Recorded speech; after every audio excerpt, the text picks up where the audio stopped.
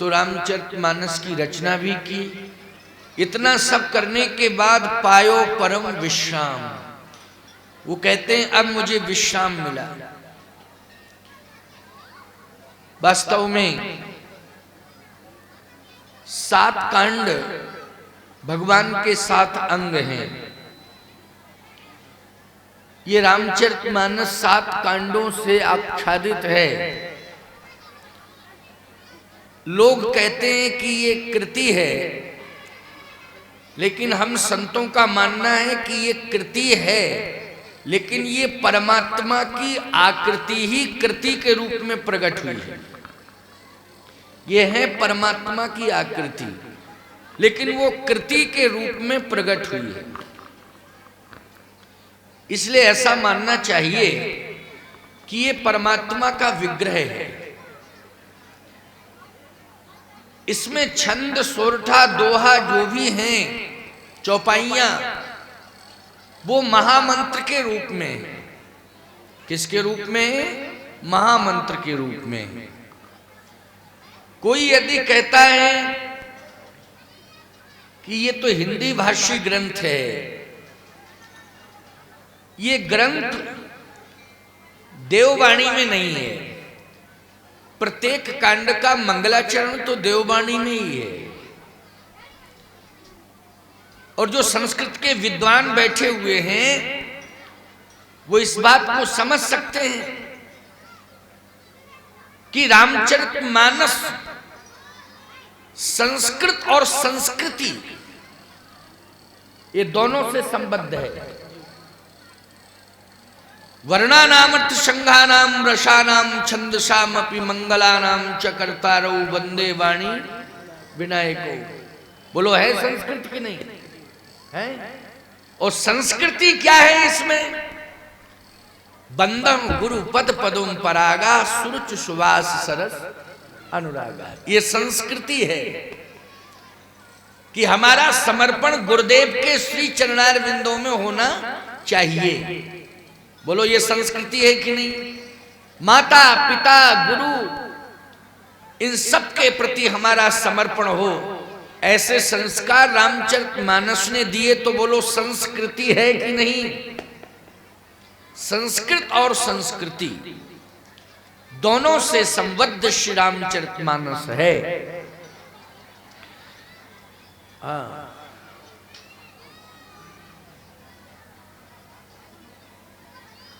हाँ ठीक है, सुनाएंगे सुनाएंगे। भरत चरित्र सुनाना है, सुनाएंगे। सुना देंगे भरत चरित्र, क्या दिक्कत है? कोई भी चरित्र सुन लो, क्या परेशानी है? चलो भरत चरित्र सुनो, हमें तो सुनाना ही है। भरत चरित्र तो बहुत ही अच्छा है, हैं? आओ सुनो, भरत चरित्र सुन लो।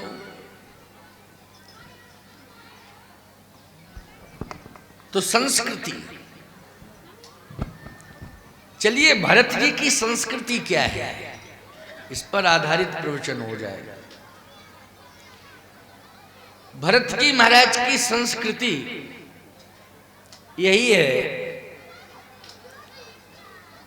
कि वो अयोध्या में आके अपने पिताश्री का शव देखते हैं, मृत शरीर जिसको कहते हैं। चलिए इस बात को कह के फिर बिल्कुल लास्ट में राज्याभिषेक भी कराएंगे, और भरत चरित्र के माध्यम से ही राज्याभिषेक कराएंगे।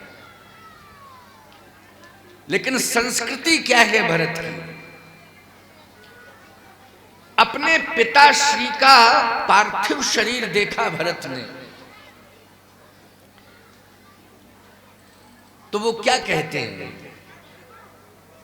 कि पिताजी,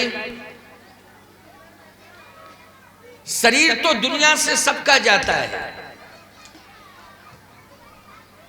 आया है सो जाएगा राजा रंक फकीर। कोई भी आया है उसे जाना पड़ा। क्यों जाना पड़ा कि नहीं? जिन्होंने तपस्या की उनको भी जाना पड़ा।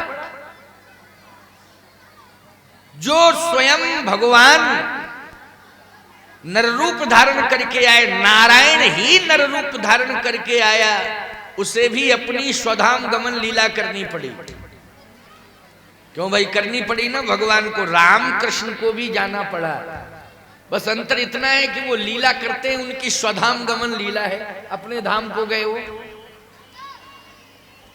लेकिन पिताश्री आप एक काम कर लेते। अब देखो, दशरथ जी महाराज का पार्थिव शरीर पड़ा है, नाव में तेल भरा हुआ है, उसमें महाराज का शरीर डूबा हुआ है ना। और भरत जी खड़े हैं, समीप में गुरु वशिष्ठ जी महाराज भी खड़े हैं। पहले तो भरत जी ने गुरु वशिष्ठ जी महाराज से कहा कि गुरुदेव, ये क्या देख रहा हूं मैं कि आपकी उपस्थिति में इतनी बड़ी विडंबना अयोध्या की हुई, ये आश्चर्य हो रहा है।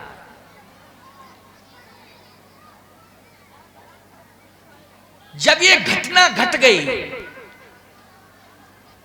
तो आखिर माध्यम तो मैं बन गया था इस घटना का, क्योंकि मेरे नाम को प्रस्तावित किया गया, तभी अयोध्या में विडंबना शुरू हुई। क्यों हुई कि नहीं हुई? मेरे नाम को अगर प्रस्तावित ना किया जाता तो इतनी बड़ी घटना नहीं घटती। खैर, मेरे नाम को प्रस्तावित अगर कर ही दिया गया था तो मेरे पिताश्री का यह धर्म था कि मुझे बुला लेते, लेकिन बुलाया नहीं गया मुझे। पिताश्री अगर होश में नहीं थे तो आप तो होश में थे, आपको बुलाना चाहिए था। पिताश्री का शरीर शांत हो गया, इसके बाद आपने बुलाया मुझे। आप पहले भी बुला सकते थे।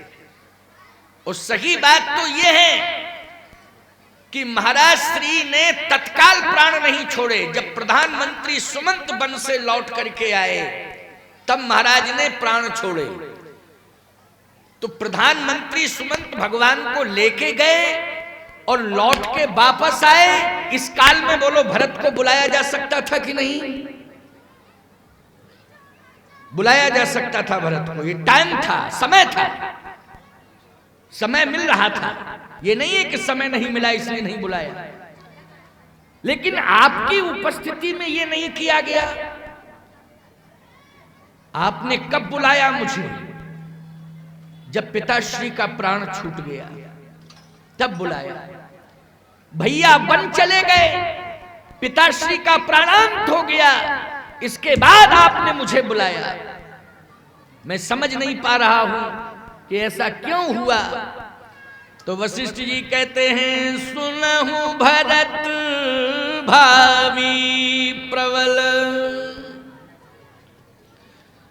सुनहु भरत भावी प्रबल, बिलख कहे मुनिनाथ,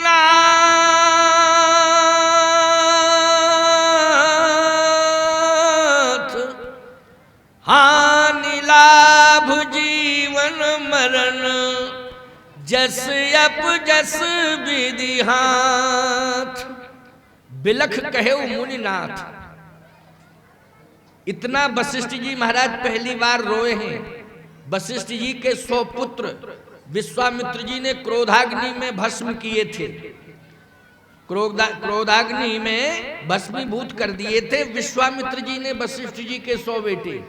लेकिन इतना नहीं रोए उस समय। आज भरत जी की बात सुन करके बिलख कहे मुनि नाथ, फूट फूट करके रो पड़े और कहे, भरत अब तुम अयोध्या को संभालो, अब तुम अयोध्या को संभालो। देखो एक बात बताएं, भरत का चरित्र केवल अयोध्या को ही नहीं संभालता है। भरत का चरित्र जो सुनता है उस सुनने वाले प्रत्येक श्रोता के जीवन को संभालता है। भरत चरित्र करने में तुलसी जो सादर सुनहि, से राम पद प्रेम, अवस होए भव रस विरत।